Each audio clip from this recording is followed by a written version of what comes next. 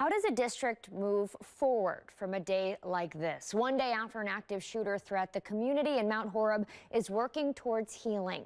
The superintendent there says that all starts today. WMTV's Mark McPherson joins us live from Mount Horeb with more. Elizabeth, Superintendent Steve Salerno says he met right off the bat this morning with staff. They know they have to start getting ready right now if they're going to help the students that are affected. This is day one of what he thinks could be a long road. Our focus is really on looking ahead. Superintendent Steve Salerno made it clear where their focus is right now. There's going to be plenty of time for us to look behind and assess the steps that we're taking, how we can improve them and make them better.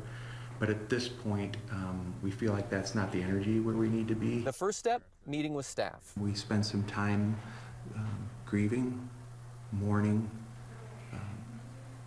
but also painting the next steps for us as a school district. That includes training them to recognize the signs a student is struggling, which is different for every student. A one-size-fits-all is not appropriate for the children. When trauma exposure occurs, it impacts children differently based on their own unique circumstances and life experiences, as well as their proximity to certain events. Next is helping students feel safe again. Salerno says one part of that is having at least one officer in each of their schools for the time being. Obviously, to bring peace of mind for the community, to have additional officers looking, driving by and just checking in. And finally, settling in for what could be a long road for some students. Grief has no timeline. And so we want to do everything we can in order to be there, a support for them.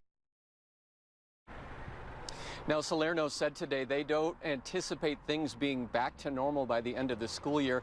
In fact, the district has already started looking at what they can do over the summer to help students that are affected. Now, some of that healing actually did start today. Let's bring in WMTV's Tyler Peters with more on that. Tyler. Hundreds of people gathered at the high school behind me as people work to move forward together. Now, this is just 24 hours after students and staff had to lock down for several hours during that active shooter threat that happened at the middle school rather, that's just down the road from us here. Now, let's take a look at some video from earlier today as people walked into that gathering. You can see people holding hands. Others we saw were wrapping arms around each other. The gathering gave people a chance to use resources available to parents and students. Now, the district says they hope to have a plan out by this evening to determine when students will return to school. For now, in Mount Horeb, Tyler Peters, WMTV 15 News.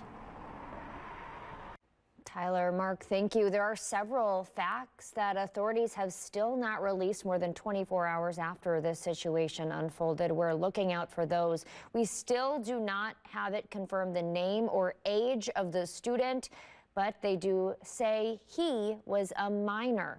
They have not confirmed whether the student attended the middle school or a different school in the district.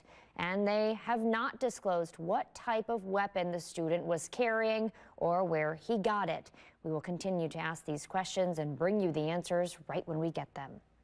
This morning, a sign of hope and healing. A double rainbow is spotted over Mount Horeb. This photo taken by WMTV's photojournalist Kylie Jacobs just before 6 a.m.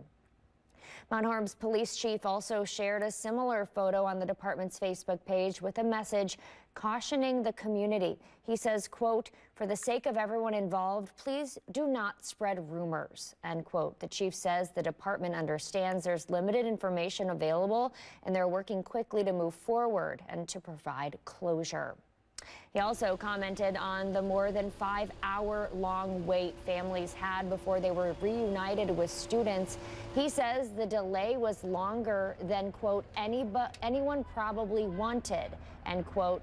No, the timeline and decisions were made in the best interest of safety for the children and staff.